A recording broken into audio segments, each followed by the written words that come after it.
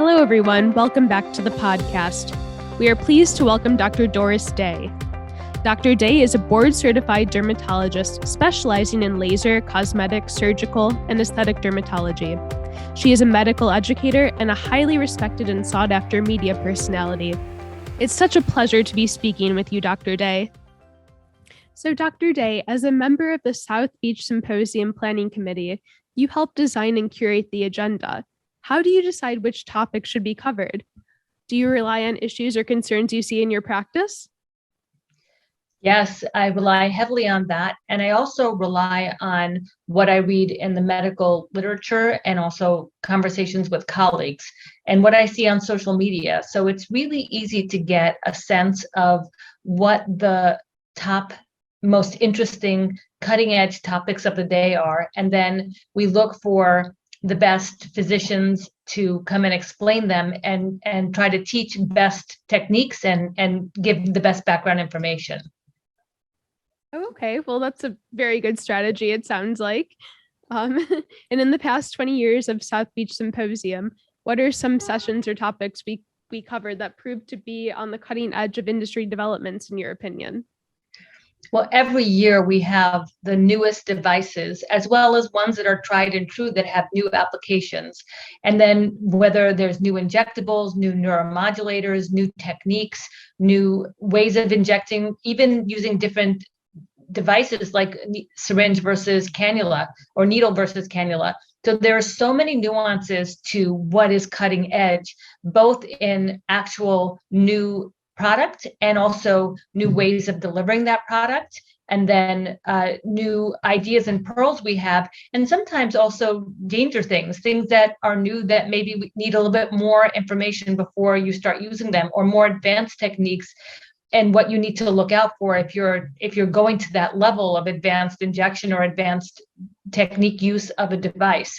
So we try to take it to all different levels, whether you're just kind of beginning in the aesthetic field, or if you're very seasoned and want to know more advanced ways of using products and devices. Yeah, that makes sense. It seems like an ever-changing industry, so you're always staying on top of every single thing that's going on, and wow, that must be a lot, and congrats to you for that. Yeah, it's an ever-changing industry, and every year I'm surprised at how much we learn and how much impact we can have over what we know from last year. So we're building on that knowledge, and we're still really in the infancy of aesthetics. So the things that we know today it's just this moment in time, and it's our launching point for improving our techniques, improving our outcome, giving our patients the safest results, the best outcome in the safest way. In your opinion, is it more beneficial for dermatologists to have either a cosmetic, medical, or surgical practice and build a reputation as an expert in that area? Or do you think it's more advantageous to offer many dermatologic services?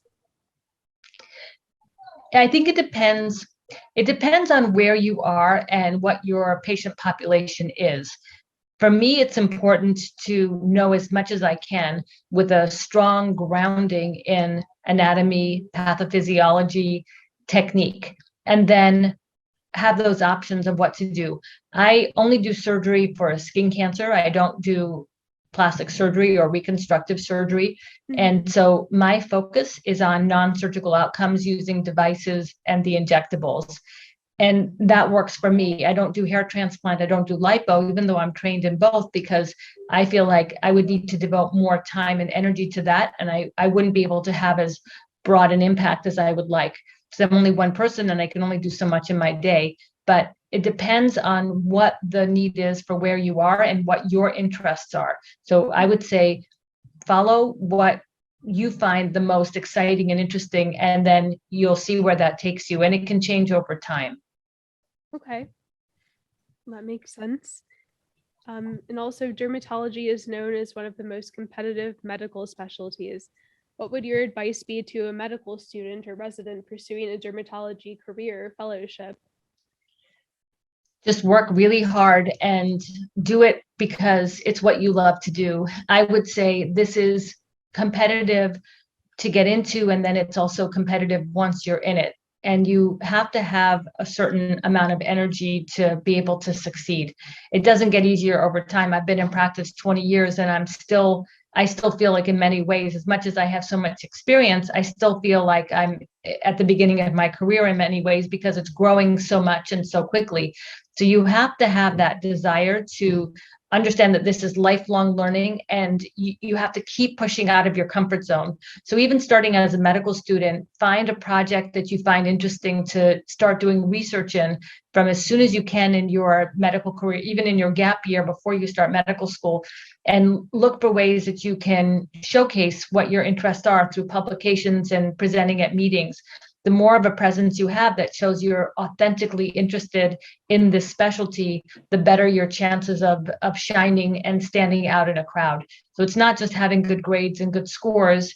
It's also showing that you have a keen and true authentic interest in the specialty. And there's so many ways to show that. And the good news is it'll translate to you being a better dermatologist when you get there, and it will set your pace for what it means to continue to succeed once you finish residency and start your own practice. That's such great advice. I mean, what made you want to become a dermatologist, first of all? I mean, that must be an interesting story as well. Yeah, I started out as a journalist before I went to medical school. And so that was in the early 80s, in the time where HIV was a new condition. And so I covered a lot of meetings where they talked about Kaposi sarcoma and other dermatologic findings that were presenting signs of HIV and AIDS. And so I knew of dermatology. And then as I went through medical school, I wasn't really sure I wanted to do derm. I didn't decide till very late. And I did internal medicine. And I learned that in internal medicine, when you point out skin conditions, or if you point out things like high salt intake leads to stroke and high blood pressure, or smoking leads to lung cancer and emphysema, people don't care that much. But if you show that salt leads to dehydration of the skin, if excess salt, and also puffiness around the eyes, or smoking leads to wrinkles around the mouth, people are much more inclined to follow your advice and take better care of themselves. So I found that looking at the skin, one thing I found fascinating was that the skin was such an important reflection of your overall health and well-being. And I love being able to help people by diagnosing things through their skin, which I've done through my whole career. I've diagnosed brain tumors, cancers of the body, breast cancers, all sorts of things through looking at the skin and knowing what goes on behind it. But also, I find that my patients tend to have better outcomes because I can point out to them how better lifestyle will lead to them looking better as they age. And now science is showing that to be true. There's so many longevity studies that show that if you age better and you take better care of yourself, your skin actually looks better. So my focus is really on longevity and well-being and overall health. And everything I do is driving that so the patients don't just look better, but they actually live better.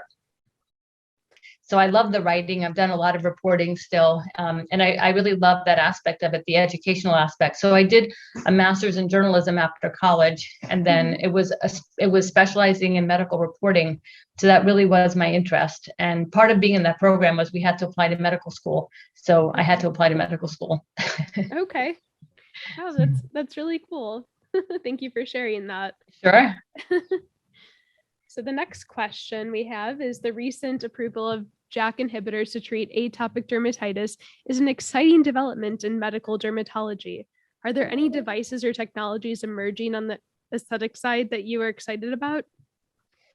I am excited about expanding what we can do. So I have an erbium laser that I've been using to help grow hair, and it's worked amazingly well. So I think that as we understand what the pathways are of certain things that we see on a daily basis, whether it's eczema or psoriasis or hair loss, we're learning that with hair loss, the stem cells are escaping the follicle. And so by rejuvenating that follicle and helping it to hold the stem cells in through a process called photobiomodulation, we're able to rejuvenate the follicle and actually help regrow hair. And when you combine that with things like PRP and exosomes, you can have a really nice outcome in terms of growing back hair. And then using topical JAK inhibitors, we may be able to supplement that and have an even greater benefit. And then when you look at something like JAK inhibitors, yeah, they're great for eczema, and even maybe topically good for vitiligo, or even orally great for vitiligo. But they do carry side effects of increased cancer risk when they're systemically given. So topical may reduce that risk. And with lasers, it's the same thing. We have to know what the endpoints are and make sure that while we're offering a benefit, we're controlling the risk. How do you think LiveDerm's partnership will elevate the education and resources available to valued South Beach Symposium attendees?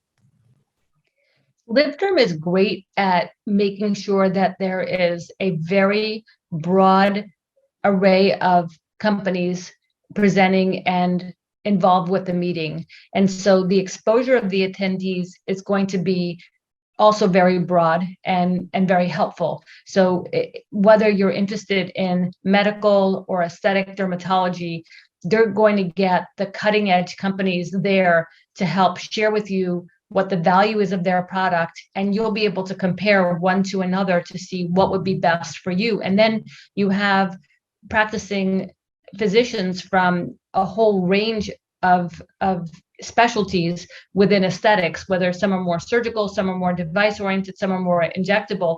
And we also share everything that we know to help make sure that you leave with as much information as is helpful for you to go back to your practice and grow and expand your knowledge and expand your patient care. And again, for me, it's always safety first, and then it's efficacy, and then it's driving that patient back for more treatments over time. So these are long-term relationships we build with our patients. And when we can do that in a safe way, then we have greater confidence that we can push ourselves more and more out of our comfort zone, knowing that we've done everything in our power to know everything we need to know to protect our patients from a negative outcome or a long-term problem. And then we can focus on the art of what we do and help them age beautifully for decades. So it's a constant ongoing education, and every year LiveDerm brings it. They bring the best companies with the best information and the best doctors who are happy to share everything that we know to make sure that the attendees get the most out of it. Thank you for sharing. That's definitely our goal for LiveDerm and all the partnerships that we're definitely trying to create. So we really appreciate that. Do you see any gaps in the current dermatologic training? Well, there's lots of gaps. In residency, you're really limited because the focus is not on aesthetics. And so as much as we try to help the residents learn aesthetics, a lot of it they have to learn on their own, although it's stepping up a little bit, but not enough in my view. And then when you learn from the companies, it has to be on protocol. So it's really left for meetings like this one where you can get what we actually do in our practices and not taking into account what, without any restriction really is the best way to put it. So we can show you what we actually do, what gives us the best outcomes, and what we look for. So I think that's a great value. Yes, that's very true. And also, do you see how LiveDerm is addressing those gaps by any chance, in your opinion? Yeah, LiveDerm addresses those gaps by having a range of companies and a range of physicians. So you get many different points of view, not just what's on label, not one just from one company. So there's the bias is gone, and we're just presenting what we know and what we do in our practice and what's best for our patients. And that's a huge gap for many people. So to have a meeting where you can get what people really do in their practices, and a lot of that is off label, that is very helpful. Yes, and we encourage everyone to come to the meeting this August. And well, the nice thing about the meeting being in August this year is that you'll want to stay in the meeting. So it'll be a meeting where I think people will show up and they'll get so much out of it because it's a beautiful location. It's always interesting. There's always things to do there. But because it's a little bit warmer time of year, you'll want to be indoors and nice and air conditioned and comfortable. And you'll get even more out of the meeting than in other years where you might be drawn a little bit more to that pool. That's a good point. And also you can protect your skin as well, right? Not to mention, When you're yes, for indoors. sure, you'll protect your skin as well. Thank you so much. Is there anything else you'd like to share with our audience today? No, that's great. Thank you so much for having me on. Thank you so much, Dr. Day. It's really been a pleasure speaking with you. Thanks, you too. Take care. Thank Bye. you.